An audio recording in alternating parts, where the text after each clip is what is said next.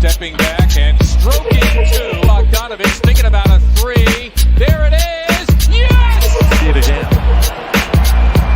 No double team help, and Embiid takes it right to the rack. Embiid, step back, jumper, you bet! There he is again. The Euro step there. Embiid getting Gobert to fight.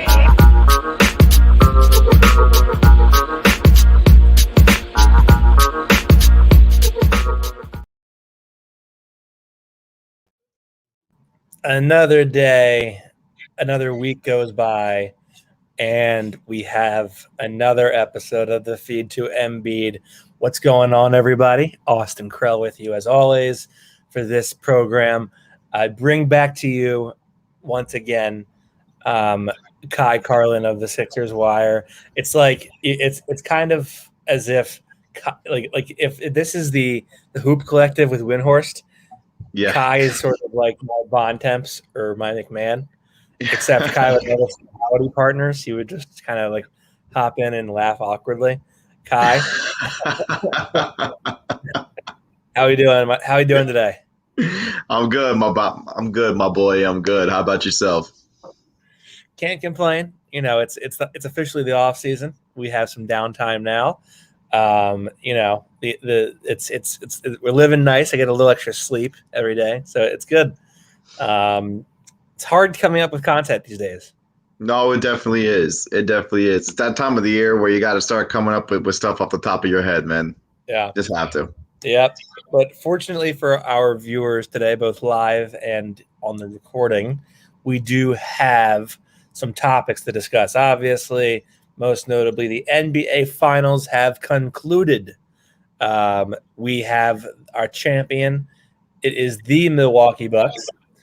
Giannis proved everybody wrong, although I don't know where you stood on him, but I was pretty confident the Bucks were just not good enough to win, and they obviously proved me wrong.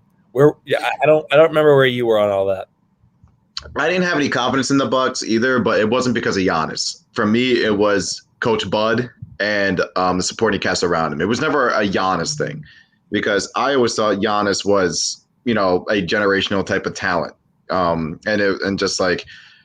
always thought Budenholzer was kind of holding the Bucks back. Because you always kind of look at Budenholzer's resume, and not just with the Bucks, but with Atlanta as well. There just kind of seemed to be too many times when a Budenholzer coached team, when the playoffs roll around, he wouldn't adjust.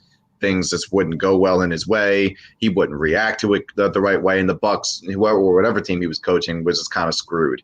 So it wasn't really necessarily me bagging on Giannis, because I never really blamed him. For me, it was always Bud and the supporting cast. But I mean, listen, give the Bucks credit. They had a hell of a run. And then I thought once they beat Brooklyn, Austin, I knew they were going to make the finals, because I didn't give Atlanta much of a shot against Milwaukee. I didn't give them much of a shot against Phoenix. I had Phoenix in 6. But, I mean, again, give the Bucks a ton of credit. They had a hell of a run this postseason. Yeah, I think like the one thing that I kind of took into account this season more than ever before was the team with the home court advantage winning in 6 probably isn't a likely outcome, just because the team with home court advantage is either gonna win in 5 or on their home court, and then they're gonna have to fight like hell to win it in 6, because they're gonna have the team with the back against the wall in their own building, playing with, you know, all kinds of energy. And so it's really going to come back to either 5 or 7 games. And I said the Suns in 6. And I'll tell you, the credit to the Bucks. I mean, they just played insanely well. They battled back from adversity all playoffs. I think they dismantled the Heat in 4, although they almost lost game 1. They went down 2-0 to the Nets in blowouts, and really almost went down 3-0 to the Nets. They go down 1-0 to the Hawks. They went down 2-0 to the Suns, and here they are, NBA champs. It's truly a token of their resilience and a testament to how strong they were mentally and how much they believed in one another. But I think, like, yes, they totally earned it. We'll get into more like Giannis and Drew and Chris Middleton and whatnot. For you, where did the Suns lose this championship? For me, they lost it when Drew Holiday decided to defend Chris Paul. I know you said we'll get to Drew and everybody else later, but I feel like we have to kind of point that out. I feel like in game 1 and game 2, Paul really got whatever he wanted.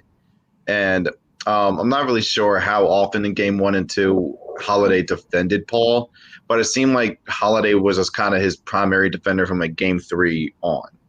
And even though Holiday had an up and down series offensively, I mean, I think he shot 4 for 20 in game 4. Even though he shot 4 for 20 in game 4, I felt like he had a really huge impact on that game. Just because of the way he harassed Paul into like a couple of turnovers and a couple of really bad plays we don't necessarily see from a guy like, Chris Paul. And it wasn't just that. I feel like Holiday on the offensive end, even though he was struggling, he demanded so much attention from the Suns because everybody knows that Drew can shoot the 3 ball pretty well.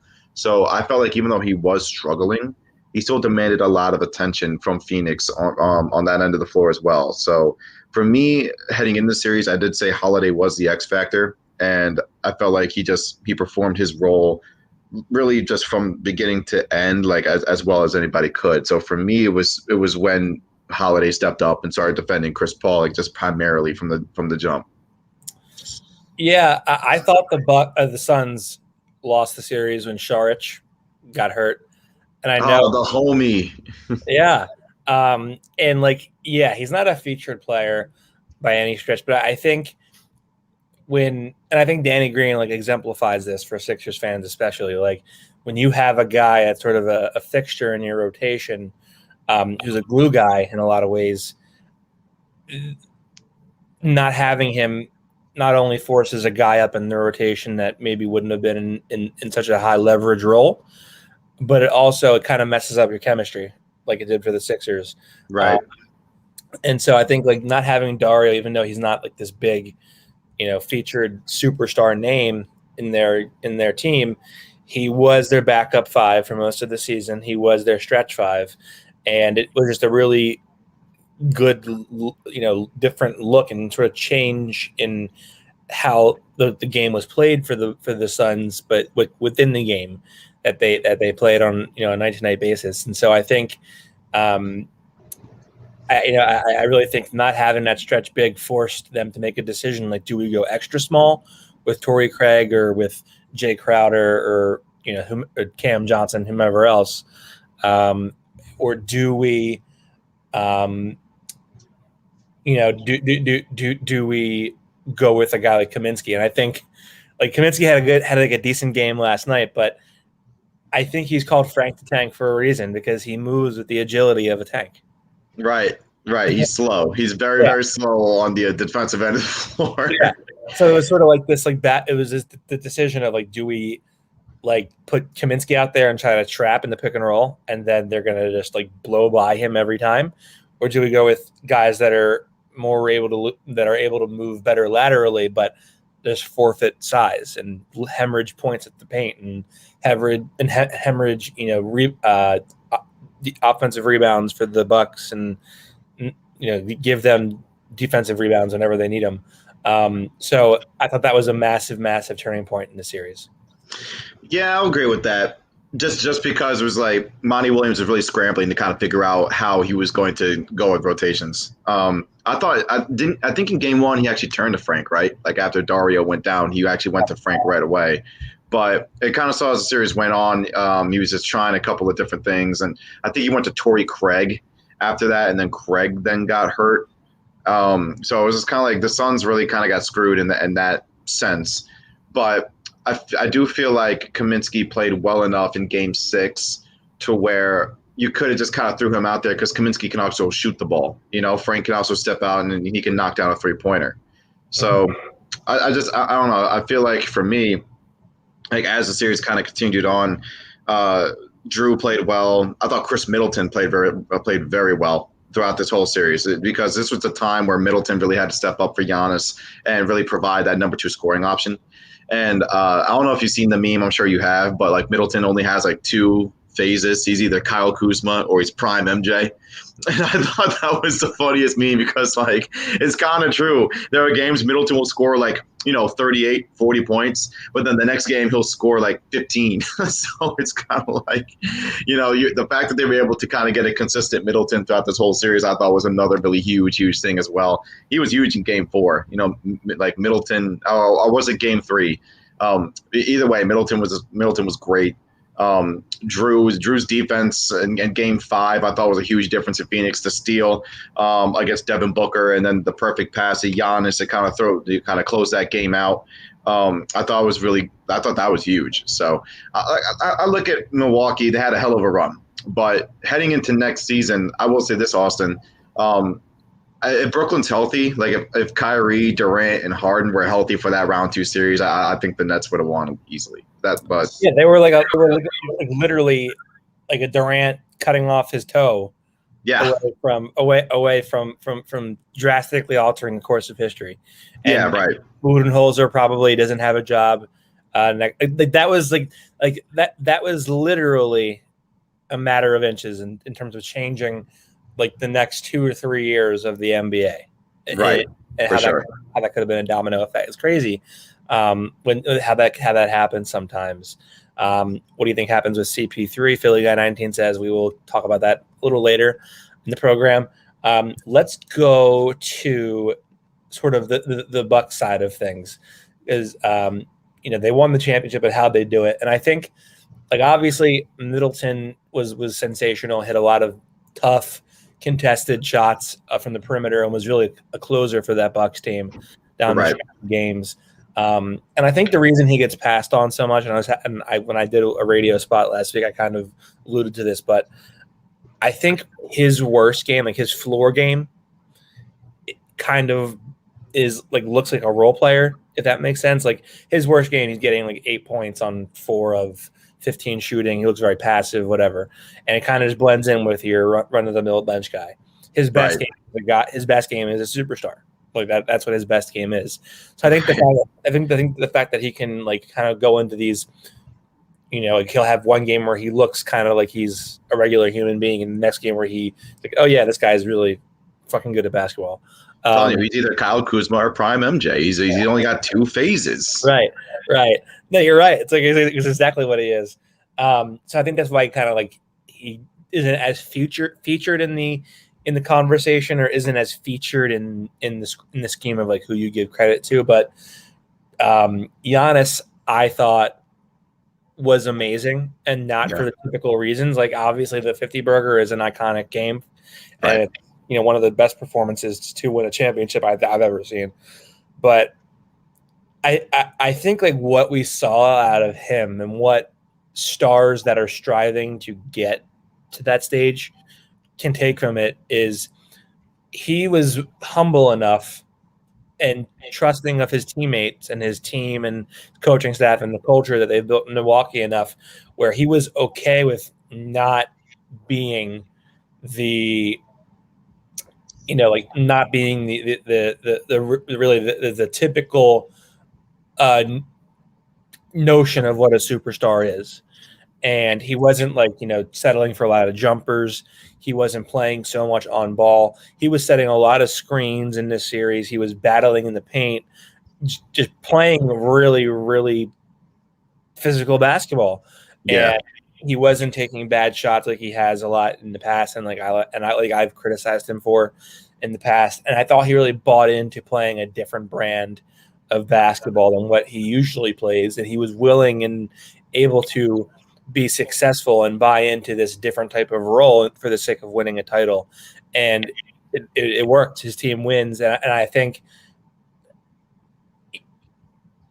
for that reason, it should be all that much sweeter of a championship for him. He should be sleeping very well every night this summer, because he was the embodiment of humility in the modern superstar athlete, I thought, in the series. No, for sure. And I felt like Milwaukee's run kind of like from beginning to end.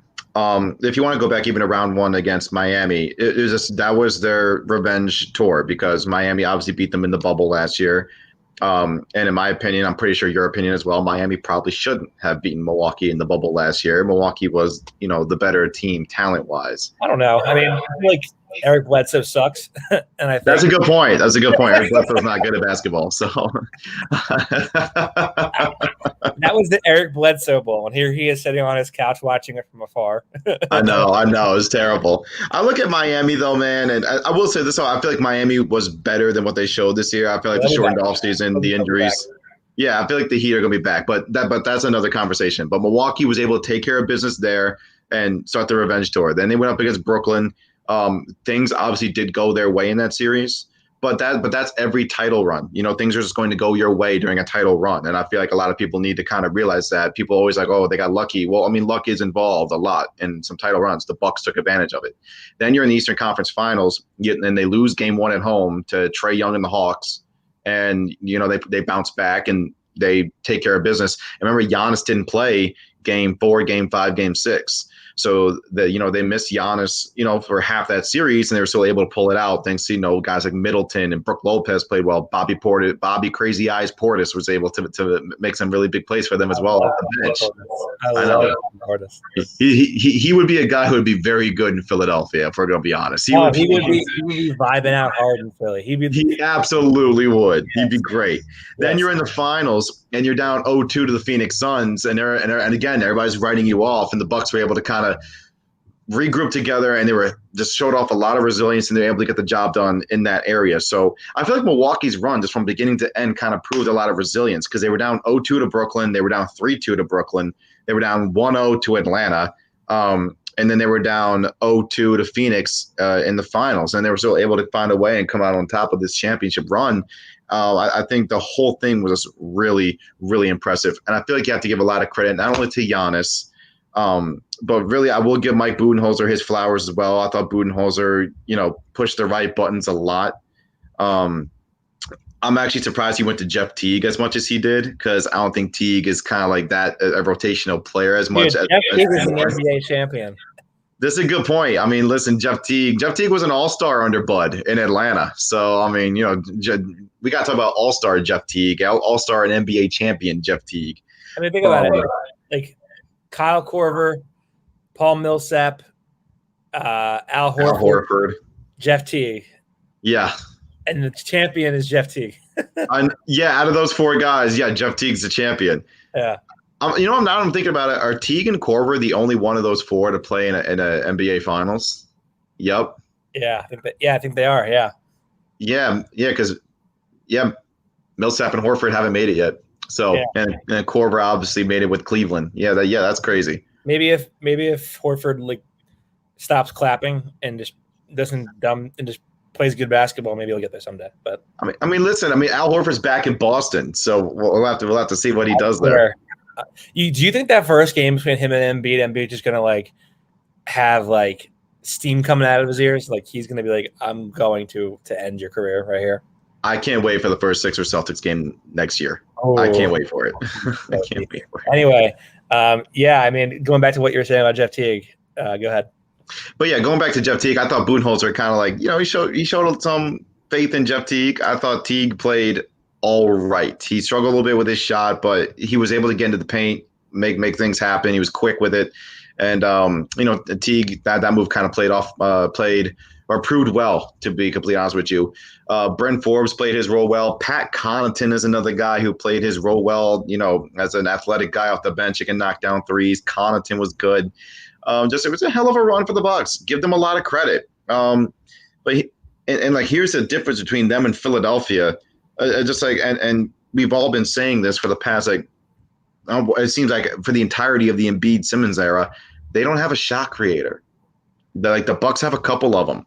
And, that's going to be the difference for the Sixers moving forward. You need a shot creator. You need it.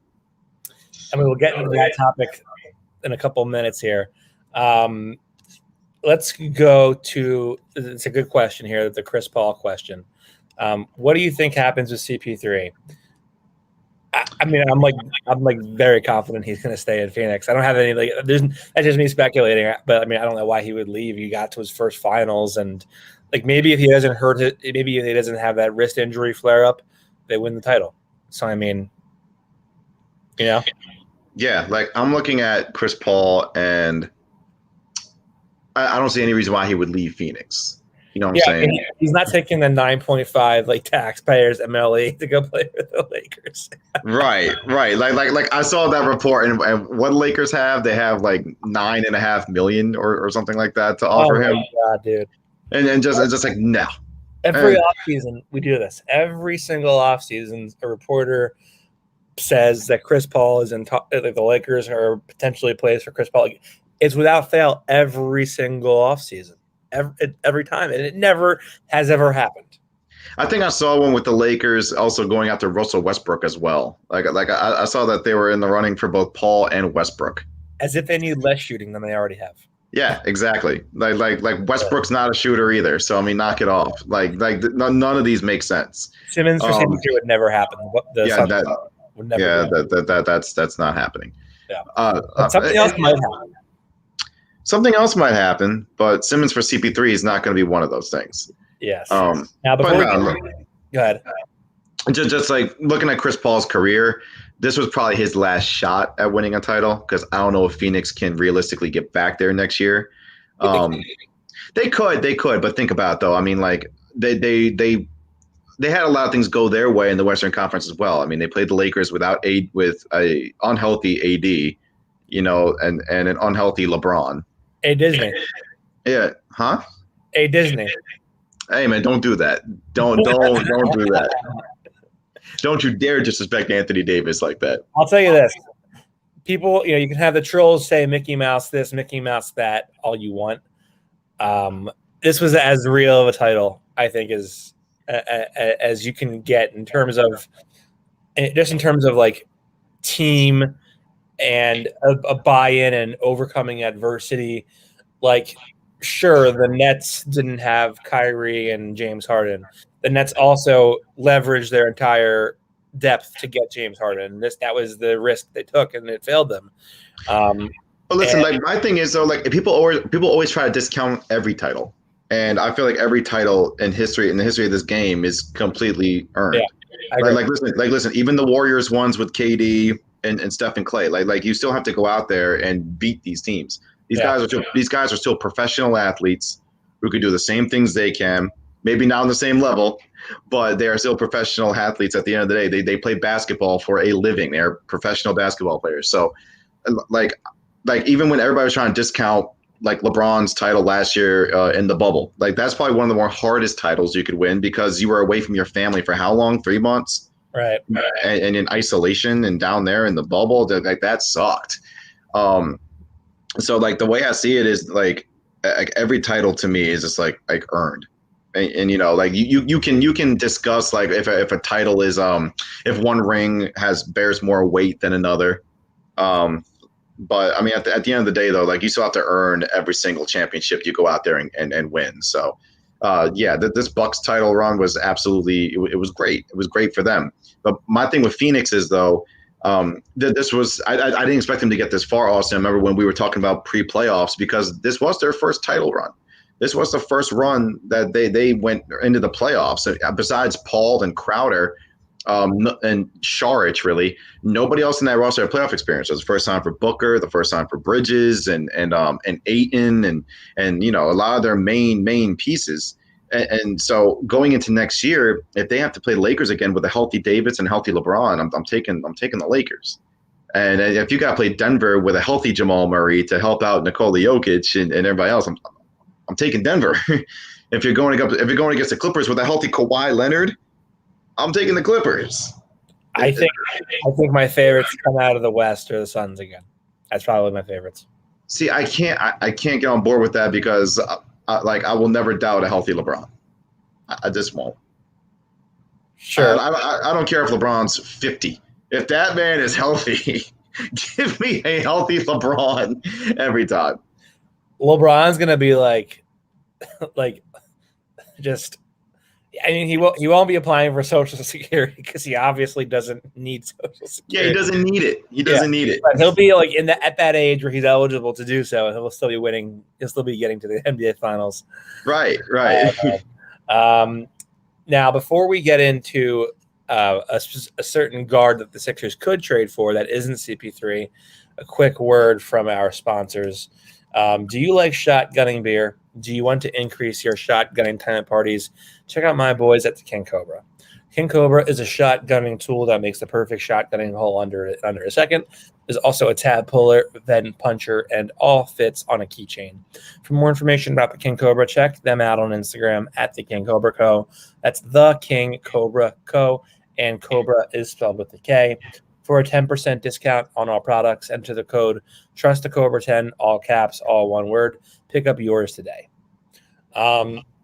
So late last week on Friday, new rumors coming out about Damian Lillard.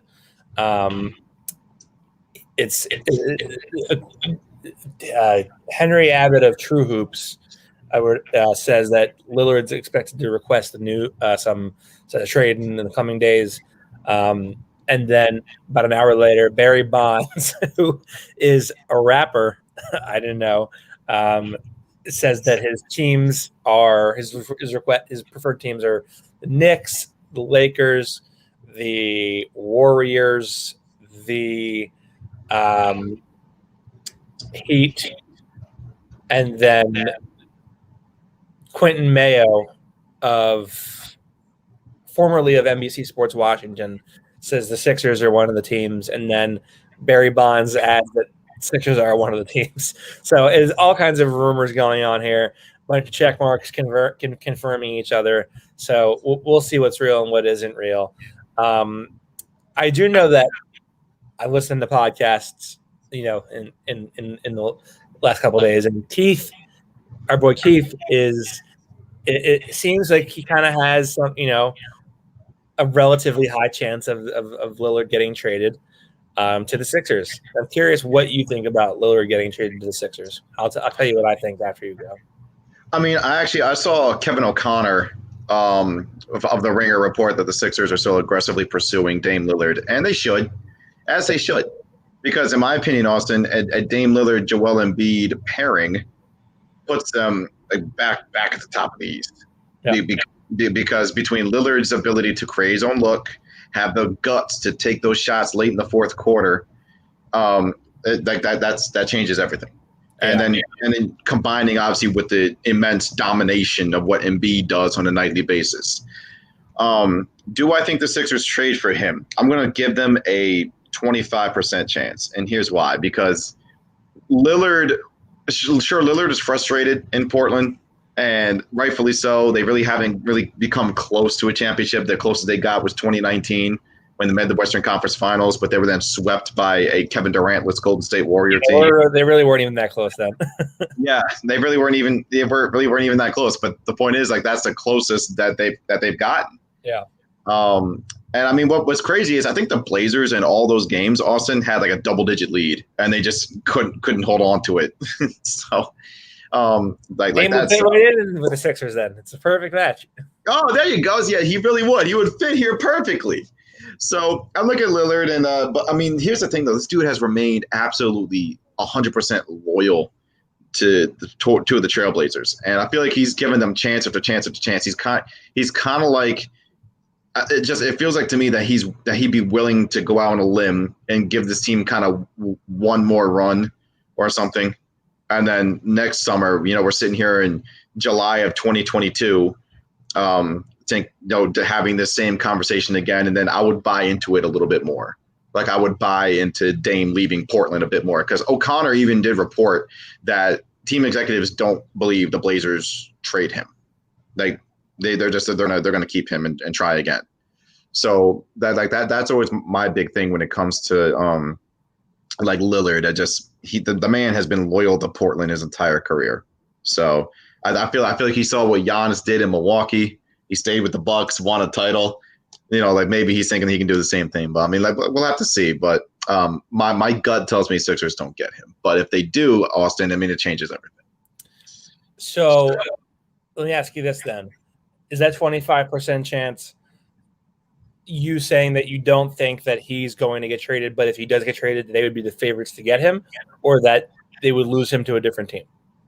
I think they'd be the favorites to get him because I feel like the Sixers have the most that they can offer the Blazers, in my opinion. Because, I mean, listen, a lot of people, I get it. Ben Simmons he doesn't shoot jump shots. He's an awful free throw shooter and everything else. Ben Simmons is still a top 25 player. Austin, in my opinion, I feel like he still is. I know it keeps going backward. But Ben Simmons to me is still one of the more talented players in this league. I mean, at 25 years old, 3-time All-Star, All-NBA third-team member in 2020, All-Defensive first-team member 2 years in a row. Like there isn't a lot that he can't do. It's just the one thing that he can't do. There's such a glaring weakness, especially in today's game with the way it's played and everything. So I feel like if you can build a package around Ben, and listen, I would throw Tyrese Maxey in there. I would throw in a cheesesteak in there. I would throw in whatever you need to bring Damian Lillard to Portland.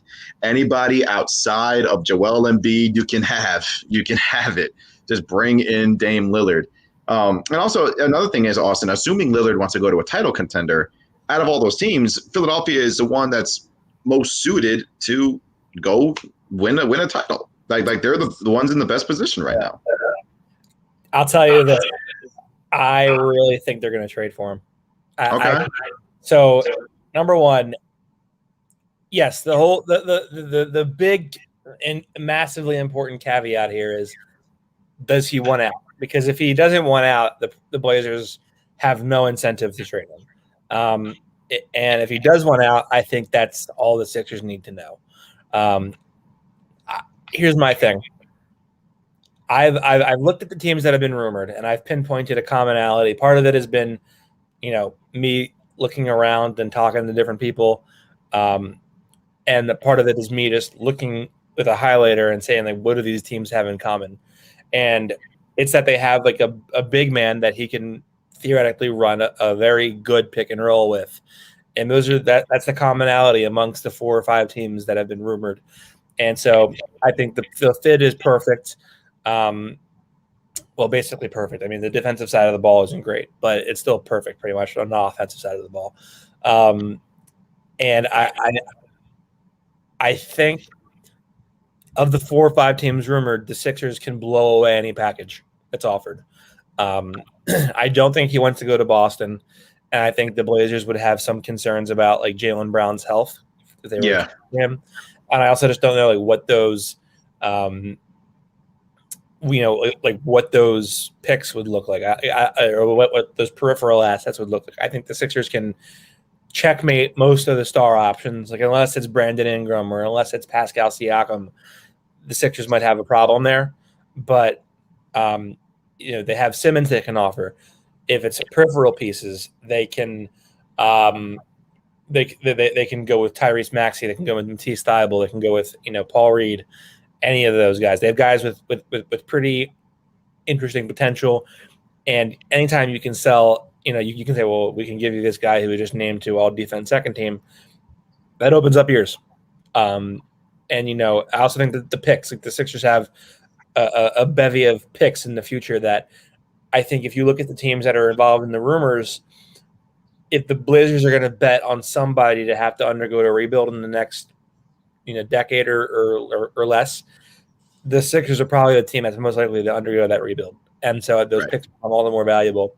So I think, on paper, it's the best field of assets that the Blazers can get back. I also think that if Daryl knows, if Daryl Morey knows that he's available, he's already missed Harden. I don't know how close they were with the Lowry talks. I suspect it was more about the money than about the actual assets on the table to acquire Kyle Lowry. But they didn't get Kyle Lowry either, and then they lost because their ball handler forgot how to play basketball. So that's another strike against Daryl Morey. And you can debate about whether it was a personal vendetta that the Rockets didn't trade Harden to Philly, whatever. But he already missed 2. This is the big one. This is the one that he cannot miss, and I think he knows that. And I think for that reason, it would if he's available. My suspicion is that he will be a Sixer. The thing with Lowry was the Raptors wanted more draft compensation. Right. And the Sixers they weren't able to kind of give it up. That was according to Sam Amick over at The Athletic. Well, I think it was they weren't able to make that up because they weren't willing to pay him that money. The more you give up in the trade, the more leverage the guy has in free agency, right? And so he's going to be holding you over, whatever you want to say, and spanking you across the ass. So I mean, he's going to own you, and they don't want to be in that position, I don't think. And no, probably not. I'll tell you this: I don't think they're going to sign Lowry in free agency either, because it would have been more financially responsible and more financially feasible for them to get him at the deadline instead of trying to sign him outright in free agency. So I don't think he's going to be a Sixer. But I think it's going to be Lillard, and they'll make some other moves around that. But I don't want to say I'm ultra confident, but I think if Damian Lillard is available, I think he'll be in Philly. No, listen, I mean, it makes sense because this is Daryl Morey we're talking about. Morey is a guy who we all know is not afraid to pull the trigger on any big deal. I remember the biggest deal for me, Austin, when he was in Houston was outside of the big Westbrook and Paul trade, was when he made that deal for Robert Covington in the middle of the night at the deadline in 2020 and said, "Hey man, I'm going to make you our center." I thought that was such a wild move to me. And if you recall, he then traded him for 2 firsts. Right. Portland gave him 2 first-round picks for Robert Covington. Right. So God. Neil O'Shea was GMing for his job. He was. He really was. Hey man, you got to love this league. You really do. I love the NBA more than anything. Would you have traded Covington for 2 firsts? No, I'm not trading. Actually, I would. I would give up Covington for 2 firsts, but I'm not giving up 2 firsts for Covington. Is what I mean. No. Right. What was I going to say? I'll tell you this. I think it's either going to happen. The trade for Ben is either going to happen in the next week, or in the weeks leading up to camp.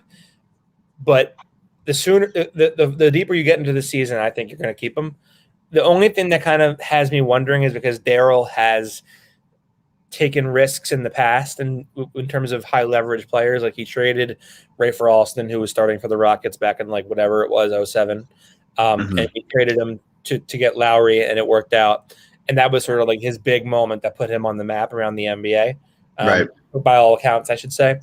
And so, I think if anyone has good memories of trading a point guard in the middle of the season and having it work, it'd be him. But I just think show me the last time a team has traded their starting point guard and that won the win title. Right? Yeah, you're not wrong. Yeah. So I think it's gonna either happen now. It's not now or never, but I think it's either going to happen sooner or it's going to happen next off season. That's just me. Distinctive Drip Studios, I like that. Says it's JD Oracle, great content, Austin. Thank you, appreciate that, JD. Next, we're going to go over to the off-season outlook. Kai, free agency. I'll tell you this about the draft. I'm not getting invested in any kind of draft picks, because I think Daryl's going to trade him. No. Yeah, I mean, listen. I mean, they got the 28th pick in the draft, so it's not like the 28th pick is going to come in here and make such a huge impact or make a huge dent in the rotation for a championship or a team that's trying to win a championship right now. So I could totally see Daryl trading this pick. So, but let's just play. I guess let's play a hypothetical game here. If you had I think 3 guys off the top of my head that I like at 28. I do like Jared Butler a lot. I feel like Butler could be a guy who could be a player in the future. I like Ayo Dosunmu from Illinois, and I also like Jeremiah Robinson Earl from Villanova. So I'm not a big fan of JRE on this team. I mean, this is coming from a Villanova person, so I mean, you'd think I'd be all for it. Right. I mean, you're a Villanova alum, Austin. Come on. Right. But I got to tell you, I just didn't. I don't think he's the right fit. I really don't. Okay. I think like I know he's not much of a shooter. Like that's not like there are a lot of the issues he had in college was trying to get the ball close to the rim. Like he was missing a lot of his deep shots short, which does not inspire me much. But I also just think like he's a fine playmaker, not big enough to play 5. He's like a little bit slow for 4. And he's not that great shooter. Like what is his fit? And I don't see it. But I also just think that there are a lot of disincentives with Daryl Morey to draft rookies and keep them because Doc notoriously does not play rookies. And so if you're angling for a trade for your second best player per se, and you're looking at your ammo, you want my 28th pick? Take it. Like just give me Dame. Like give me whoever. I also think this is possible.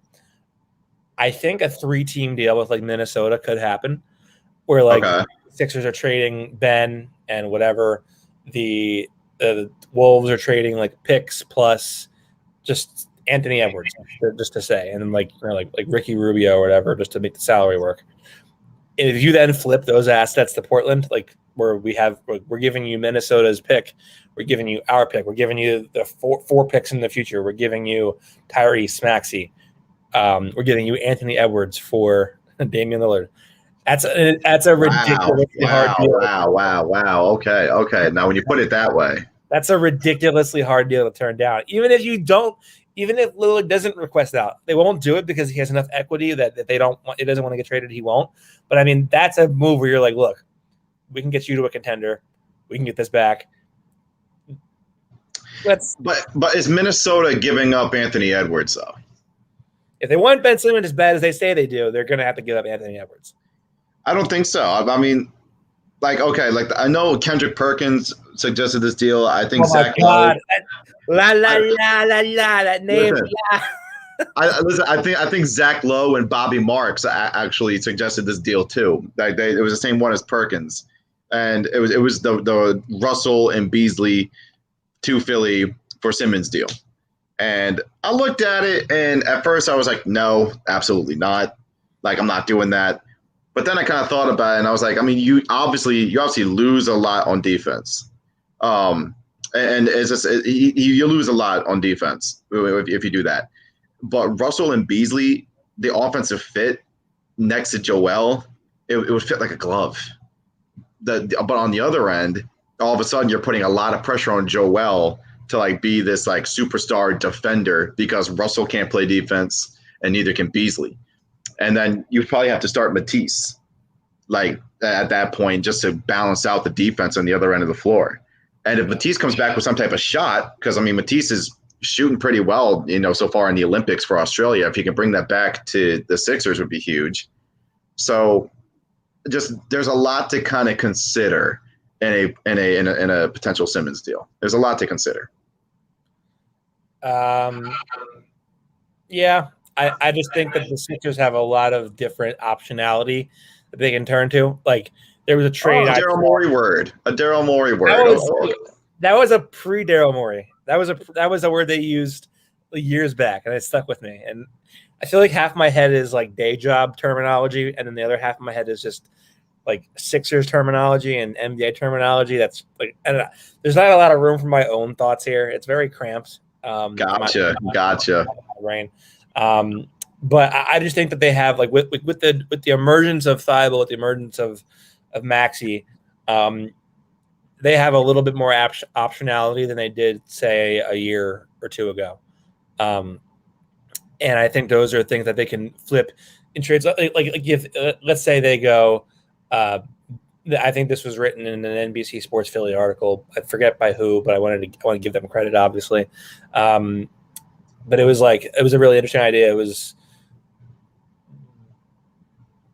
like Sacramento, Philly, Portland Sixers get the Kings' 9th pick. They get Dame, which is a really good return for this summer.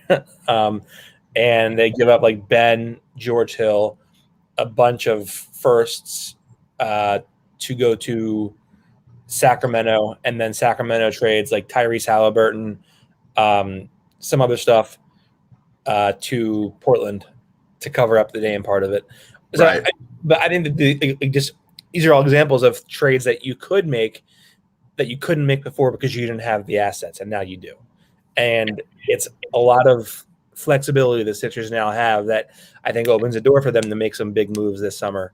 But that's my 2 cents on the draft. Free agency. There's not a lot they can do. What? There's not a lot. Yeah. There's not a lot. What do you think happens to Danny Green? I think you have to bring him back. I mean, like, listen, I know he ruffled the feathers of like every single Sixers fan and Philadelphian, in this city. Who cares? Yeah, exactly. Who gives a damn? Danny Green helps this team a lot, and they missed him against Atlanta. And so I mean, like for all those people out there who are like, oh, we don't need Danny Green. Like, they do. They do. They missed him a lot. And I think Furkan's gone. I think we've seen the last of Furkan. I think I would probably bring back Dwight, but just because it's kind of like who else are you turning to back up Joel? Like you can't turn to Paul Reed yet. Do you think if they had like signed Šarić off of free agency last summer, they would have won the Hawks series because they would have had a stretch 5 look, could have played better together. I think you can make a very good case they win the Hawks series if they signed Dario. It all comes back to Dario. It always comes back to Dario in the end. The homie. I mean, honestly, Austin, I mean, when you put it that way, yeah, I mean, they missed a guy who could kind of stretch the floor from the 5 spot, and that brings Capella out of the paint a little bit more. And they probably would have matched up. They probably would have matched up better with Milwaukee too, in my opinion. Like, moving on, looking ahead a little bit because of Brook Lopez and everything else too. So, yeah, I mean, like, sure, they could have brought the homie back and then kind of run it from there. But I think right now, I think you'd have to re-sign Dwight just because, I mean, again, who are you getting to back up Joe?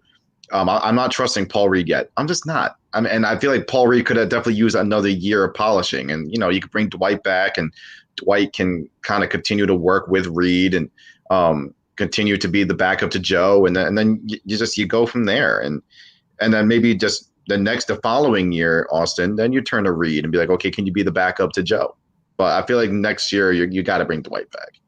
So I think they would love to bring Danny back. I have a sneaking sense that they can't afford to bring him back.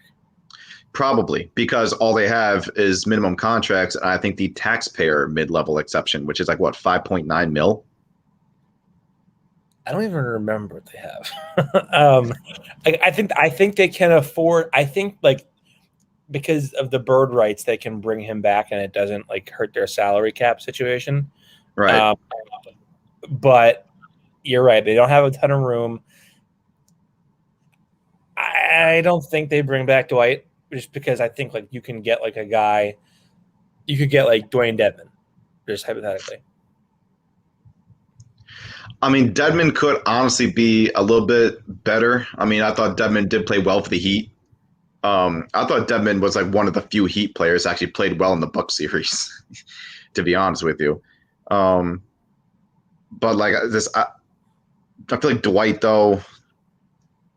I don't know. I just want to cover Dwight in person. I just want to cover Dwight. I think that's a media member in me being selfish. And I want one season of in-person Dwight because we didn't get a chance this year because of Zoom and everything. But now that the Zoom is going to be gone, like I want one season of in-person Dwight. Are they gonna? You think they're like the draft stuff? They're gonna have like those Zooms for that instead of dragging everybody to the practice facility? Oh, I don't know. I mean, my guess would probably be virtual still, but I mean, I'm hoping that we can get back to normal sooner rather than later. Yeah, we'll see there. How about a couple? Well, here's one name for you that I think was an interesting one because Daryl said in Doc's, I can't remember if it was Daryl or Doc, but one of them said we wished we weren't as small or whatever behind Tobias once Tobias came out of the game. Yeah, right. And that's another one too. Like they definitely need to kind of try to find some size there because Mike Scott's gone. We know that. You can't bring Mike Scott back. I heard he might retire. I can see that. Or like go overseas. Or retire from the NBA, go overseas, but maybe I'm wrong. Rudy Gay. Oh, I mean, if you can get Rudy Gay, he'd be a huge addition. He'd be a very nice addition. Backup small four. And not just that though. I mean, Rudy Gay can score. Like Rudy Gay can still put the ball in the basket. Yeah. Like I thought he played pretty well for the Spurs. I think with the emergence of like Keldon Johnson and Devin Vassell, the Spurs don't really have a spot for Gay. They should be trying to develop their young guys instead of giving minutes to Rudy Gay. I agree with that. So, I mean, that's just a name that I think would be an interesting name to look at. But what are some guys you have in mind that you've thought of? Here's the thing, though. I haven't even looked into free agency because it's like they don't have any money. They don't have anybody to where you're like, oh, yeah, they can make an impact like in free agency or something. Like for me, if the Sixers are going to make an upgrade to this roster, which we both know they have to in order to really move forward, it's got to be through trade. Yeah. It's got to be through trade because free agency I don't believe the Sixers will make a minor move. As you mentioned, I mean, listen, if you bring in Rudy Gay, great, because that's a minor move that could give the bench a boost. But like Rudy Gay isn't going to kind of be like, yup, I'm putting the Sixers in the NBA Finals next year. Like, no, you're gonna have to make an addition like through trade. And like I will say this, Austin, like if they come back with the same roster next year, I don't have them really getting past round 2 again. Like, yeah, I don't think they can come back with the same roster next year. They just can't. I don't think it's possible. Yeah, I don't think you can do that because I mean, a lot of people are like, oh, okay, you can just rely on internal improvement, and it's like you can't do that with Ben Simmons when we have seen the same story with this guy now for 5 years, as talented as, or 4 years, I should say, as talented as this guy is, and as size and skilled as he is literally been the same script. Like, this isn't a one-time thing. This is a trend. We've seen the same thing with him over the past 4 years. And I know everybody out there is so sick and tired of the Ben Simmons is in the gym working out report. Like, I get it. I saw that tweet yesterday. I was like, Kai, you thirsty, man. You thirsty, sweet engagement needing, man. I loved it. I love all the replies I've gotten to that tweet. It is the funniest thing to me, just reading angry Sixers fans be I remember the first night I covered, and you were like right next to me when this happened, but Grasso was like, oh, look, well, your first time covering there, you got to get the ceremonial Ben Simmons is warming up. yeah, shooting threes video. And I was like, look, I don't need that. But I Ampu Minds, I do like this idea. Kelly Olynyk. I think that would be an interesting one. Is Olynyk a free agent? Is Olynyk a free agent? And he is, right? Because he is. Because I think it was a 4-year deal in Miami.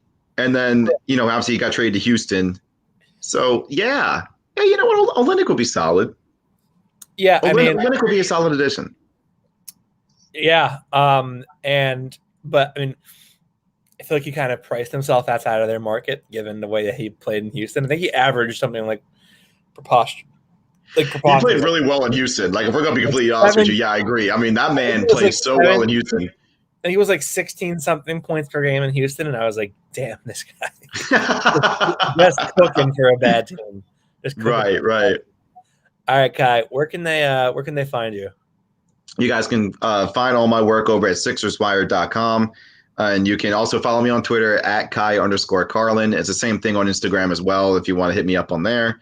And you can also check out my podcast, The Bell Ringer, over on Sixers Wire as well. His Instagram is merely just pictures of his different media endeavors. It's literally just like an overflowing stream of Kai's beat writing experiences. So it's a lot of fun. I mean, awesome. We have the best job in the world, man. That's right, we do. All right. thanks everybody for tuning in. Kai, as always, thank you, my friend. We'll be back soon, hopefully with some news, and we'll have more to talk about sometime in the near future. The season is winding down now, so we need something to break, so we have something to discuss here. We do. As always, everybody, thank you for tuning in.